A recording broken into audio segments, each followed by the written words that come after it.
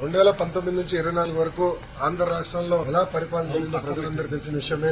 ఆనాడు ప్రతిపక్ష నేత కానివ్వండి, ప్రజాప్రతినిధులు కానివ్వండి, ఇతర పార్టీ నాయకులు మేమందరం కూడా ప్రజల తరఫున ప్రజల సమస్యలపైన పోరాడాలని వెళ్ళినప్పుడు అడుగడుగునా మమ్మల్ని ఇబ్బంది పెడతాం జరిగింది.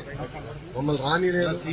ఏకంగా ప్రతిపక్ష నేతని ఇంటి నుంచి బయటికి రానికుండా గేటు కూడా ఆనాడు తాడి కట్టేస్తాం జరిగింది. మేము ప్రెస్ మీట్ లో గత ప్రభుత్వాన్ని నిలదీస్తే కావాలని మా పైన కేసులు పెడతాం కానివ్వండి, ఏకంగా మా పార్టీ ఆఫీస్ పైన దేవాలయంగా భావించే తెలుగుదేశం పార్టీ కేంద్ర కార్యాలయం పైన దాడి చేశారు, గన్నవరం పార్టీ ఆఫీస్ పైన దాడి చేశారు. ఇట్లా ప్రతిరోజు ఒకరిని జైలుకి తీసుకెళ్తాం, మా పైన దాడులు చేస్తాం. అదే జరిగింది. నేను ఆనాడు ప్రజలందరూ చెప్పాను.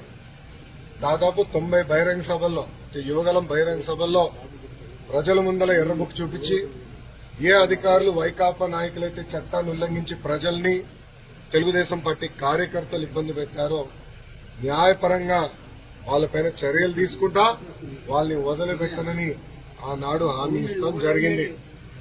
మొన్న కావాలని ఒక దళితుడిని కిడ్నాప్ చేసి కేసు విత్డ్రా చేయించారు ఇక్కడున్న మాజీ శాసనసభ్యుడు.